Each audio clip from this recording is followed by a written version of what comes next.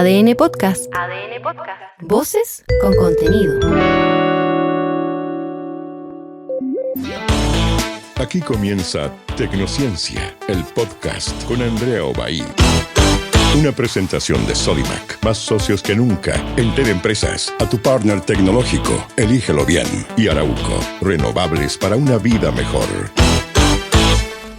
Mónica, cuando eras niña y mirabas el cielo, ¿qué te imaginabas que había más allá de las estrellas? No me imaginaba lo que había más allá de las estrellas, fíjate. Me gustaba mirar el cielo como algo natural, algo que me atraía y preguntarme qué era lo que yo estaba viendo en el cielo. Más que pensar si era grande o qué es lo que había más allá. No, disfrutaba mirando el cielo. ¿Y qué te llevó a estudiar astronomía? Eso, me preguntaba qué eran estos objetos brillantes que estaban en la noche, que salíamos a pasear, a caminar, y yo miraba al cielo y veía todos estos puntos brillantes. ¿Y qué es lo que son? Son estrellas, me decían, ¿no? Cuando había luna llena, esa es la luna. Y bueno, ¿y qué son las estrellas? Así partió. Pero además tú empezaste una carrera cuando la astronomía era más masculina que femenina y tampoco habían tantos astrónomos. ¿Tú te sientes pionera? Bueno, efectivamente habían pocos astrónomos, habían pocas mujeres que estudiaran carreras científicas más históricamente masculinas. Y en el momento de iniciar la carrera, uno no se siente pionera. Ahora, mirándolo hacia atrás, claro, uno ve que ha tenido una trayectoria que ha sido diferente y que afortunadamente ha sido un ejemplo para muchas otras estudiantes y colegas jóvenes que vieron que mujeres podían dedicarse a la astronomía. Pero además tú has sido una tremenda lideresa para muchas niñas y adolescentes de verte a ti y ellas dicen, si ella pudo, yo también puedo hacerlo. Yo creo que eso es un legado súper importante y me alegra mucho que así sea. De hecho, la mayoría de las estudiantes que yo he formado son mujeres, así que parece que uno se atrae. Qué orgullo eso, ¿cierto? Sí, no, súper orgullosa de todas mis estudiantes. Bueno, hoy día estamos con una tremenda invitada en Tecnociencia, el podcast. Bienvenidos y bienvenidas. No necesita mucha presentación, pero por supuesto quiero decir que es Mónica Rubio, astrónoma, Premio Nacional de Ciencias Exactas, profesora titular de la Universidad de Chile, vicepresidenta de la Unión Astronómica Internacional y tantos otros proyectos que has hecho, Mónica. De verdad, muchas gracias por estar hoy día con nosotros. Muchas gracias, Andrea, por tener la posibilidad de conversar contigo. De toda tu carrera dedicada a la astronomía, ¿qué es lo que más te ha sorprendido? ¿Qué es lo que más me ha sorprendido en cuanto a los avances científicos? Yo diría que son dos cosas. Primero, el tremendo desarrollo de instrumentación y de telescopios cada vez más grandes, más poderosos, durante la etapa en que yo he ejercido mi profesión. El cambio ha sido, pero astronómico. Eso por una parte. Y después lo otro, desde el punto de vista ya más científico, una de las cosas que a mí más me sorprende es que cuando yo estudiaba astronomía, los agujeros negros eran el resultado de una de las soluciones de la teoría de relatividad de Einstein. Y yo pensaba que la naturaleza no podía formar esos cuerpos tan especiales que, bueno, la teoría decía que iban a tener una masa infinita y un tamaño cero, lo cual matemáticamente son soluciones, pero la naturaleza no tiene esas características. Y bueno, hoy día sabemos que los agujeros negros son parte del universo también. Entonces eso para mí, sobre todo que estudié en un momento en que todavía no se conocían, no se habían detectado, eran todos predicciones de una teoría que, no sé, Einstein fantástico, ¿no? Todas sus predicciones, después de 100 años, durante 100 años, se fueron confirmando. Eso para mí lo encuentro magnífico, ¿no? Y muy sorprendente. ¿Cuáles de los misterios del universo te gustaría que se resolviera estando viva? Hay tantos misterios que tiene el universo. Yo diría que me gustaría mucho que pudiésemos avanzar en cuál fue el momento y la detección y observaciones del nacimiento de las primeras estrellas. Como es parte del tema que yo he estudiado, eso me gustaría mucho. Y por supuesto yo creo que la mayoría estamos a la expectante con los nuevos telescopios que se están construyendo y con toda esta nueva tecnología, si vamos a ser capaces de detectar signos de vida en algún otro planeta en nuestro sistema, en nuestra galaxia, fuera de nuestro sistema solar e incluso dentro del sistema solar. ¿Tú crees que hay alguna civilización como la nuestra en otro planeta? Yo no creo. En el sentido de que las creencias van en mi manera de ver las cosas por un carril completamente distinto a lo que es la ciencia. La ciencia se basa en medición, en los datos que uno puede obtener, y en ese sentido lo que sabemos actualmente es que, claro, los ingredientes para formar vida como la conocemos aquí en la Tierra existen ya en justamente las regiones donde nacen las estrellas, que nacen junto a su familia, que puede ser un sistema planetario. Y sabemos que hay moléculas en estas regiones que son invisibles a los ojos, que se estudian con radioastronomía, que tienen todos los componentes químicos. Ahora, de ahí a que surja la vida, bueno, hay un paso, y después uno busca lo que conoce. La probabilidad de que se haya desarrollado una civilización o un proceso como el que ocurrió en la Tierra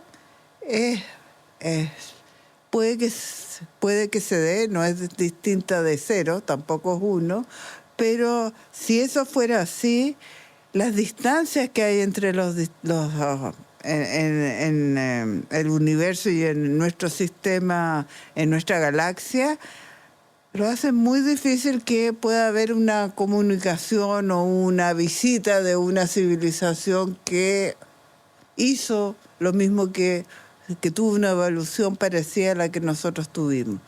Porque dentro de toda la historia de los seres vivos, desde la primera célula hasta nosotros hoy día, la capacidad tecnológica de poder mirar, observar y entender lo que está pasando alrededor corresponde a una fracción muy menor de toda la vida de la humanidad. Entonces, que haya coincidencia temporal entre dos potenciales civilizaciones, esa probabilidad es bajísima, prácticamente cercana a cero. Tú, Mónica, que has estudiado las estrellas, la formación de las estrellas por tanto tiempo, y que dicen que nosotros los seres vivos somos polvo de estrellas. ¿Qué relación tenemos con ella? Bueno, justamente una vez que la estrella, y por eso me interesa en saber cuándo partieron las primeras estrellas, es porque la única manera de formar todos los elementos químicos que componen a los seres vivos y a nosotros, ¿no? El oxígeno que está en la atmósfera, el calcio que está en nuestros huesos, el fierro que está en nuestra sangre, todos esos átomos se tuvieron que formar en el corazón de una estrella, porque para generar energía la estrella, que esa es la definición de una estrella, recurre a procesos nucleares en los cuales se van combinando los átomos más simples y va quedando como residuo átomos más complejos. El carbón, el oxígeno, el fierro, ¿no? El calcio, el aluminio, todos ellos se tienen que formar al interior de una estrella que ya existe. Y cuando la estrella muere, que puede morir tranquilamente como va a morir nuestro Sol, devuelve todo ese material que ya está procesado químicamente y que va contaminando, por así decir, el universo con nuevos átomos. De ahí viene la nueva generación. Por lo tanto, estamos íntimamente ligados porque todos los átomos que componen la materia, nosotros mismos, tuvieron que ser parte del corazón de una estrella. Y por eso a mí me interesa mucho que cuando parte el universo y se forman los primeros átomos, se forma hidrógeno y helio, nada más. Todo el resto, bueno, un poquito de litio, todo el resto se tiene que formar al interior de una estrella. Y por lo tanto las primeras estrellas tuvieron que hacer uso de procesos nucleares que se conocen bien, donde el hidrógeno se combina y forma los átomos de helio. Y así se produce la energía de las primeras estrellas, porque lo único que hay es hidrógeno. Se combinan los átomos de hidrógeno y cuando esa estrella comienza a generar energía, el universo se ilumina, porque las estrellas generan luz. Antes de que hubiera una primera generación de estrellas, no había luz. El gas que había de partículas energéticas no emitían luz. Entonces necesitamos las primeras estrellas para que el universo se ilumine. Qué maravilloso eso. ¿La vida en la Tierra pudo haber venido entonces desde el universo? ¿Desde el cielo? Sí. De hecho, hay evidencia de la existencia de algunos aminoácidos en meteoritos que han caído en la Tierra, también en algunos cometas. Entonces, los aminoácidos son los que forman las proteínas y las proteínas son los elementos más importantes que están definidas para generar la vida como nosotros la conocemos. Entonces, hay teorías que dicen que una vez que se formó la Tierra, a lo mejor los primeros indicios de vida podrían haber llegado a través de asteroides que llegaron hasta la superficie de la Tierra. Pero eso todavía no está probado y es una línea de investigación y por eso es tan importante conocer cómo es nuestro sistema solar, porque es muy variado, ¿no? Muy variado. Estamos hablando hace 3.800 millones de años atrás, más o menos. Exactamente, ¿Sí? exactamente. Sí. Mónica, cuando uno mira al cielo y ve tantas estrellas y se queda perplejo con esta maravilla, ¿qué es lo que vemos realmente? Bueno, cuando vemos las estrellas, vemos que brillan. Cuando nos preguntamos qué son las estrellas, tenemos que recurrir a la física, ¿no? Para poder explicar lo que son las estrellas. Y después vemos que todo hay como un orden, porque está el sistema solar con sus planetas, nuestro Sol es una más de muchas estrellas similares.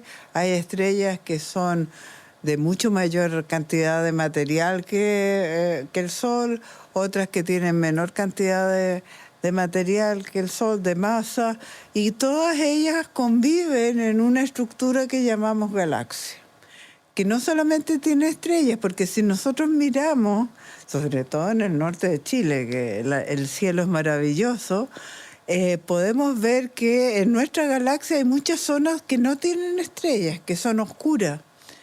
Y para investigar esas regiones, entonces no podemos usar los ojos ni los telescopios ópticos. Y todo ese estudio hoy día sabemos que es el universo invisible, que es el universo frío que contiene gas, es donde ocurre todo el proceso de nacimiento de las estrellas. Entonces, cuando uno mira el cielo, y eso es lo que yo le digo a mis alumnos y también cuando dicto charlas, no se fijen tanto en las estrellas, fíjense en las zonas oscuras, porque ahí es donde está el origen de muchas de las cosas que vemos con nuestros ojos. Tú has estudiado las maternidades estelares. ¿Qué son? Bueno, son justamente estas regiones donde nacen las nuevas estrellas. Porque sabíamos que las estrellas vivían y sabíamos que morían. Morían algunas espectacularmente con una explosión de supernova, ¿no? Y sabíamos también que las estrellas, como el Sol, van a ir creciendo en tamaño y finalmente las capas exteriores se van a separar del corazón de la estrella o donde se genera el Sol su energía y vamos a transformarnos en una preciosa nebulosa planetaria y en el centro va a estar una enana blanca. Ese es el futuro. Pero bueno, en este ciclo las estrellas tenían que nacer, porque también a través de las mediciones veíamos que había en nuestra galaxia mayor cantidad de carbón y de oxígeno, por ejemplo, que en las nubes de Magallanes, que son dos galaxias que están fuera de nuestra galaxia, satélite de la nuestra, y que tienen menos carbón y oxígeno. Sabíamos que había una evolución dentro del universo en que la cantidad de los átomos iba variando. Y la única manera de que eso ocurra es que el material se vaya reprocesando en una estrella. ¿Y dónde ocurría eso? No sabíamos, hasta que pudimos comenzar a hacer las observaciones de las regiones oscuras que tienen gas que afortunadamente emiten en las ondas de radio milimétricas, y ahí se abrió todo un mundo. Y bueno, hoy día acá en Chile contamos con el instrumento más espectacular y más poderoso que es ALMA para hacer todos esos estudios del universo frío y el universo oscuro donde ahí nacen las estrellas. Bueno, miramos al cielo y hay miles de millones de estrellas. ¿Siguen naciendo estrellas todo el tiempo? Sí. Lo que pasa es que los tiempos en astronomía son muy largos. Una estrella que nace y que se demora, no sé, entre 10.000 a 100.000 años, todo el proceso para que nazca una nueva estrella. Y después esa estrella, dependiendo de la masa con que nace, puede vivir 1.000.000 de años y explotar como supernova. Otra estrella como nuestro Sol va a vivir 9.000 millones de años. Llevamos 4.500 millones. El Sol está en la etapa media de su vida. Nos queda un Sol para mucho tiempo, pero eventualmente el Sol también va a morir. Entonces los tiempos no los podemos esperar a ver todo el proceso. Y la manera en que trabajamos en astronomía es que miramos muchos objetos, ¿ya? Y vamos armando el puzzle viendo cuál es la etapa inicial, cuál es la etapa intermedia, cuál es la etapa final, y la física que domina y que los modelos permiten hacer la cadena de todo esto para poder decirte lo que yo te estoy contando, de que el Sol todavía tiene para 9.000 o 4.500 millones de años más.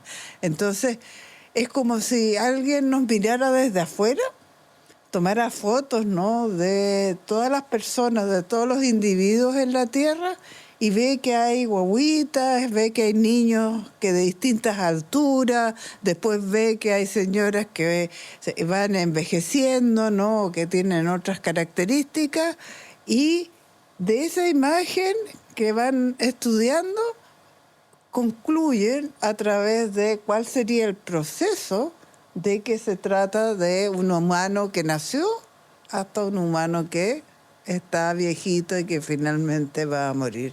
Entonces, la escala de tiempo es distinta, pero un poco para hacer el paralelo, cómo se estudian y por eso es que es tan importante tener mucha información, muchos datos de lo que está ocurriendo en el universo. Interesante. Bueno, las estrellas han servido para los navegantes históricamente, han sido importantes para los pueblos originarios, para la agricultura. ¿Cuál es para ti quizás lo más importante de las estrellas? Bueno, las estrellas han sido una guía, ¿no? A lo largo de la humanidad. Y yo creo que tienen como la relación de los seres humanos con las estrellas es tan antigua que yo creo que tiene que ver con esta característica tan propia de los seres humanos que es la curiosidad, de tratar de entender qué es lo que lo rodea a uno. Esa curiosidad se mantiene a lo largo de la existencia. Primero, ¿no? Como guía las estrellas y hoy día como elementos de contemplación. Hay personas que cuando miran el cielo se sienten relajadas, otras que se sienten incómodas porque piensan en esta vastedad, ¿no? Y les afecta, pero hay una conexión como que es en que todos los seres humanos tenemos con el cielo al mirar el cielo. Y por eso para mí es tan importante esta campaña que hemos iniciado de que los seres humanos, y en particular acá en Chile, no perdamos la oscuridad de los cielos, porque nuestros niños cuando están en las ciudades ya no conocen el cielo, no lo ven, ya no ven dónde están las estrellas, con suerte de repente ven la luna, pero si no, tenemos que, dado que Chile es la capital mundial de la astronomía, porque tenemos aquí todos los observatorios internacionales más importantes de donde se están haciendo estos estudios sobre el universo, no podemos permitir que perdamos la calidad y oscuridad de nuestro cielo. Y hay que protegerlos, sin duda. Porque eso desde el punto de vista científico, ¿no? Pero desde el punto de vista humano, yo creo que mirar el cielo es fantástico. Yo cuando voy a observar, ¿no? Que he recorrido todos los observatorios que existen, desde Tololo, La Silla, Las Campanas, Paranal, Alma, Apex, he estado en cuanta cumbre hay telescopio en Chile, nunca he dejado de ir a ver una puesta de sol, de salir en la mitad de la noche a mirar el cielo simplemente para disfrutar lo que uno ve. Esa conexión con el cosmos, yo creo que el hecho de que las ciudades estén iluminando, sean tan luminosas, se pierde para muchas, y en todo el mundo. Bueno, ¿para qué decir en el hemisferio norte? Ya prácticamente no miran el cielo. Pero aquí en Chile tenemos que reconectarnos con eso y además cuidar la oscuridad de los cielos del norte de Chile para que podamos seguir manteniendo y atrayendo nuevas inversiones astronómicas para ir descubriendo todos los misterios que tiene el universo. Mónica, con los grandes telescopios que se están construyendo en Chile, ¿crees que desde nuestros cielos se hagan descubrimientos que puedan cambiar el rumbo de la humanidad? Yo sí, sin duda. No va a ser fácil si se detecta la presencia de algún tipo de organismo vivo en una atmósfera de un planeta. Eso va a significar un cambio importante filosófico, ¿no? Y eso es a lo que apuntan los nuevos grandes telescopios que se están construyendo. El telescopio europeo, el que se llama el Extremely Large Telescope, un telescopio extremadamente grande con un espejo de 39 metros. Los más grandes que se han construido tienen 10 metros, así que es un salto enorme y que se espera inaugurar ahora el año 2030. Y el telescopio de 25 metros también que se está construyendo acá en Chile, en el Cerro de las Campanas, el telescopio Magallanes Gigante se llama. Están construidos con el objetivo de poder contestar estas preguntas. Si hay vida, poder detectar esa en atmósferas de otros planetas, poder tomar imágenes de los objetos, los primeros objetos que existieron en el universo, las primeras estructuras, así que no, eso es fantástico.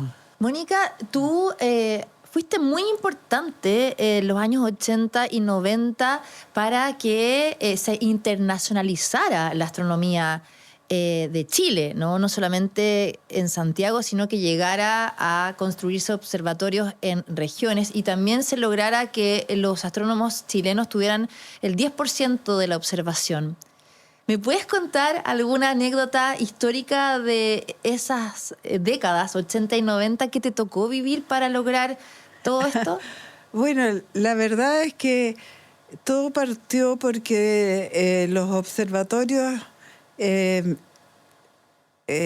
habían firmado, que eran los observatorios norteamericanos, cuando se instalaron en Chile en los años 60, fueron invitados por los chilenos, por el director del Observatorio Astronómico Nacional en ese entonces, don Federico Rutland, que viajó a Estados Unidos y les dijo, ¿sabe que aquí están los cielos mejores del mundo? Porque habían universidades que querían buscar un lugar en el hemisferio sur.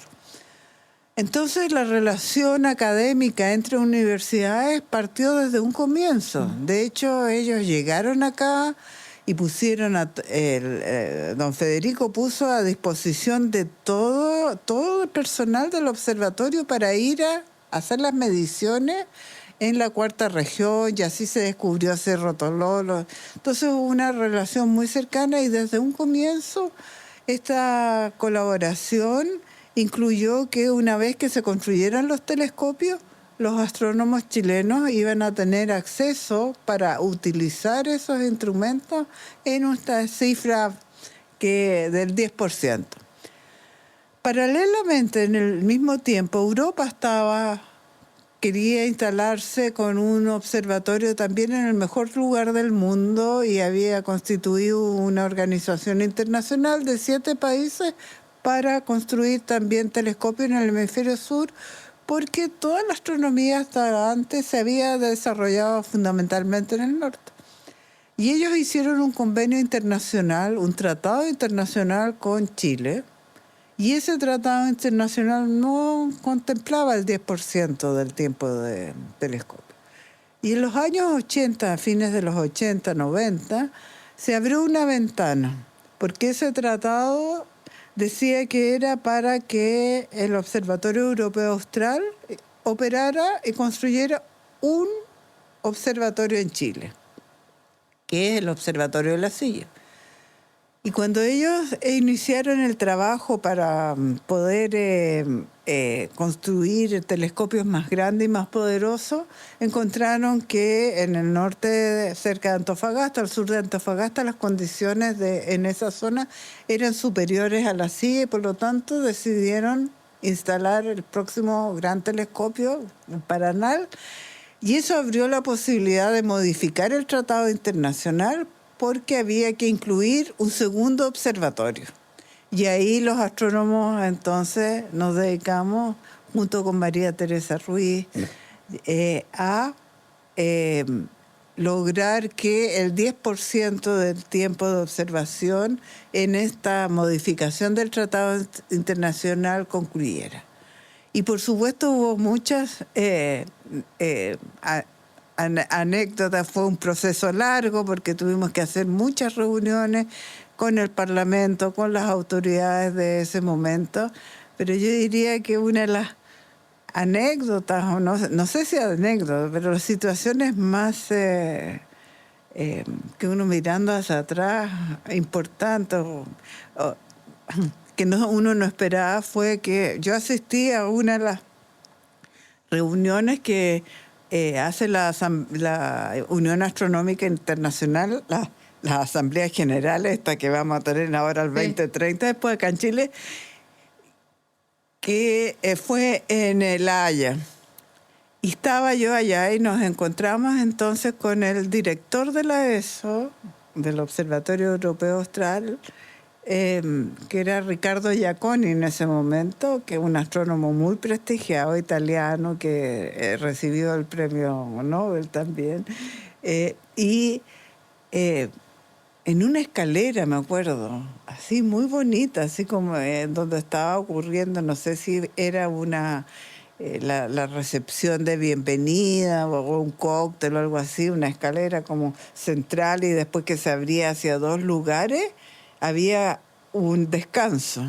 ¿Ya? Y nos encontramos con Ricardo Giaconi y nos dice, ustedes que están haciendo esto para cambiar el tratado internacional, esto es...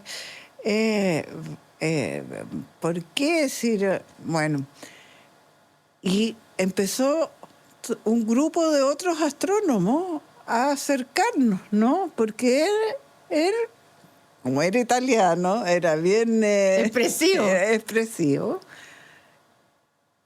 Y habían astrónomos y directores, me acuerdo de algunos que habían estado acá en Chile y que eran de instituciones norteamericanas. Decían, pero si era obvio, nosotros hace 20 años que tenemos un convenio en que los astrónomos chilenos tienen el 10%. ¿Por qué ustedes no lo tienen? Por supuesto que tienen que detenerlo. Así que esa fue como una situación muy simpática. Apoyo total. Un apoyo total. Y él como que, bueno, se sintió en minoría. Qué buena anécdota. Mónica, Chile va a ser sede, ¿no?, de esta Asamblea de Astronomía Internacional. Además, tú eres vicepresidenta de la Unión Astronómica Internacional. ¿Qué significa eso para nuestro país? Y también tú, con este cargo tan importante que has sido reconocida por toda tu trayectoria. Bueno, es un desafío muy importante para Chile. Estamos todos muy contentos de que Chile fuera elegido finalmente como sede para la Asamblea General el año 2030. Coincidió además con que yo he tenido una trayectoria asociada a la Unión Astronómica Internacional desde siempre, ¿no? He participado siendo miembro de comités científicos de muchos de sus simposios y después siempre vicepresidenta, miembro del comité de científicos de las distintas divisiones que tiene la Unión Astronómica Internacional. Entonces coincidió que me eligieran vicepresidenta de la Unión Astronómica Internacional al mismo momento en que Chile estaba haciendo su postulación. Así que para mí fue una doble alegría en Sudáfrica cuando anunciaron quiénes eran los próximos vicepresidentes por 6 años y yo estaba ahí. Entonces, eso fue un día anterior a que se tomara la decisión dónde iba a ser la Asamblea General del 2030. Qué emoción. Así que yo ahí estaba súper emocionada, contenta, feliz, porque, bueno, era un reconocimiento de... habían otros candidatos también, pero me eligieron. Y después, al día siguiente, cuando anuncian que Chile va a ser la sede, fue ya como el culmine de no puede ser. Todo ocurriendo en 2 días acá es fantástico. Bueno, premios. ¿Y qué significa que Chile sea sede de la Asamblea General? ¿Y qué es lo que va a ocurrir en el año 2030? El año 2030, bueno, vamos a tener las asambleas generales, duran prácticamente 2 semanas, 10 días. Son 8 días. 4 días una semana, 4 días el otro, donde ocurren simultáneamente 6 congresos científicos de distintas especialidades dentro de la astronomía y más de 12 o 15 reuniones temáticas. Todo eso ocurriendo simultáneamente y que congregan del orden de 3.000 astrónomos de todo el mundo que asisten a la Asamblea General, porque la idea es que en esas 2 semanas haya una confluencia de todo lo que se ha conocido hasta ese momento en astronomía y de todos los futuros proyectos y de todas las novedades y lo que se piensa que hacia el futuro de la astronomía. Vamos a tener por lo menos, yo creo, 3 premios Nobel asistiendo. Vamos a estar esperando ese momento en el año 2030 que se va a pasar así de rápido. Mónica, ha sido maravillosa esta conversación. Yo te agradezco por que me compartas todas tus historias, tu conocimiento, que sea un ratito acá en Tecnociencia, el podcast. Gracias por estar acá. Muchas gracias, Andrea. Feliz de estar contigo y que ojalá muchas jóvenes que escuchen este programa se entusiasmen, porque lo que yo digo, el talento y las capacidades no tienen género. Así que si quieren dedicarse a una carrera que tiene que ver con ingeniería, computación, astronomía o física, que históricamente han sido masculinas, sigan adelante con su propio interés, porque se puede. Tremendo consejo de una de las lideresas de la astronomía y la ciencia en Chile. Mónica, gracias por estar acá. Gracias a ustedes por siempre vernos en YouTube, en Spotify, en todas las plataformas digitales de ADN, las mías, @AndreaObaid, en este capítulo de Tecnociencia, el podcast. Hasta un próximo. Que estén bien. Esto fue Tecnociencia, el podcast con Andrea Obaid. Tecnociencia fue una presentación de Sodimac. Más socios que nunca. Enter Empresas, a tu partner tecnológico. Elígelo bien. Y Arauco, renovables para una vida mejor.